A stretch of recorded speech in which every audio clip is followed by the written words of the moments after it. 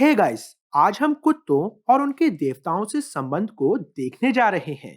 क्या आपने कभी सोचा है कि क्या प्राचीन भारतीय कुत्तों को पाला करते थे? क्या उन्होंने कुत्तों को अपने घरों के अंदर पालतू जानवरों के रूप में रखा था और अपने कुत्तों को हर दिन बाहर ले जाते थे? इतिहासकारों की आम राय यह है कि प्राचीन भारतीयों ने कुत्तों को घर के अंदर नहीं आने दिया था और उन्हें केवल घर के बाहर रखा जाता था।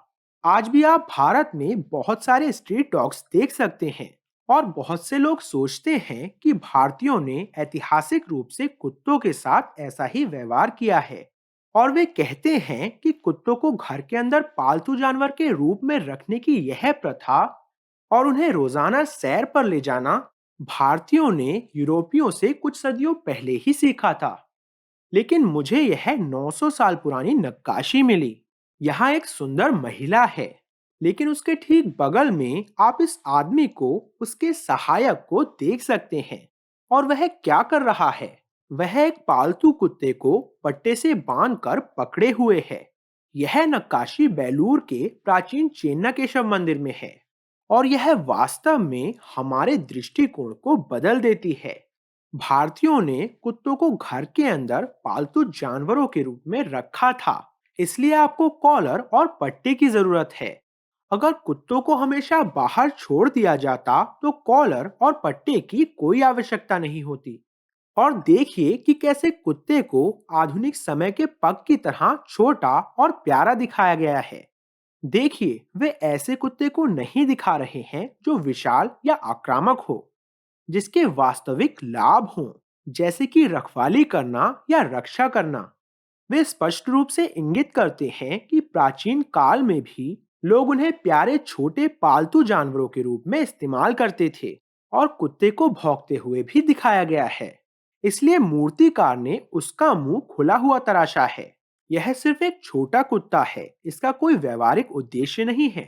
फिर भी उन्होंने इसे पालतू जानवर के रूप में रखा, इसकी क्यूटनेस के लिए, बिल्कुल आज की ही तरह।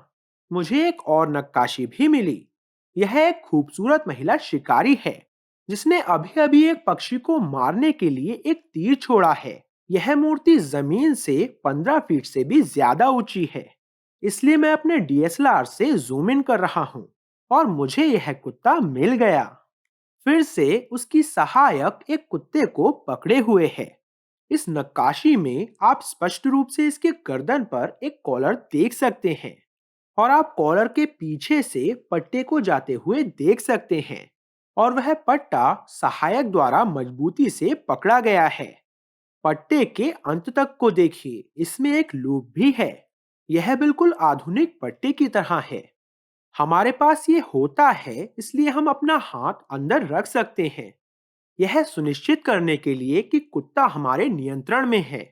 और इस कुत्ते को देखिए, यह बिल्कुल शांत दिखता है। यह बस इंतजार कर रहा है ना? पर किसका इंतजार? हाँ, आप सफलतापूर्वक एक तीर चला सकते हैं और एक पक्षी को मार सकते हैं जो कि सैकड़ों फीट दूर उड़ रहा है। लेकिन आप गिरे हुए पक्षी को कैसे प्राप्त करेंगे?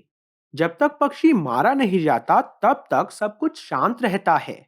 लेकिन एक बार जब पक्षी नीचे गिर जाता है तो यह कुत्ता जाकर उस पक्षी को ले आएगा। इस प्रकार के कुत्ते को रिट्रीवर या गन डॉग कहा जाता है, जिसका काम शिकार को पुनः प्राप्त करना होता है। सबसे लोकप्रिय आज के गोल्डन रिट्रीवर हैं। भारतीय मंदिरों में कुत्तों की कई प्राचीन नक्काशियां हैं। यह नक्काशी एक बड़ा आक्रामक कुत्ता दिखाती है और यह नक्काशी भी 850 वर्ष से अधिक पुरानी है। दरअसल यह एक विशाल देसी नस्ल को दर्शाता है जिसे बुल्ली कुट्टा कहा जाता है, जो आश्चर्यजनक रूप से अभी भी मौजूद है। भले ही लोग देसी कुत्तों को ज्यादा ब्रीड नहीं करते हैं, इस नक्काशी में सबसे महत्वपूर्ण विवरण यह बैंड है। आप देख सकते हैं कि बेहतर नियंत्रण के लिए इसकी पीठ पर एक हार्नेस का उपयोग किया गया था।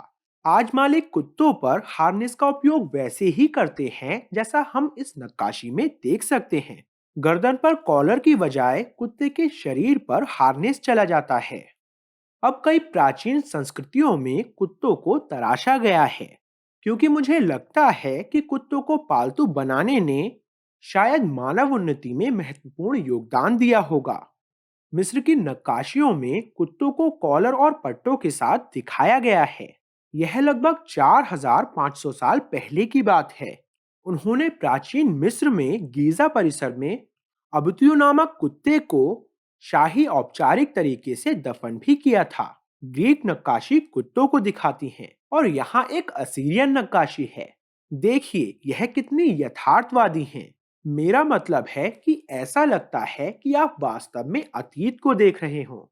यहाँ एक प्राचीन रोमन नक्काशी है जहाँ एक शिकारी कुत्ता सचमुच एक हिरन का शिकार कर रहा है।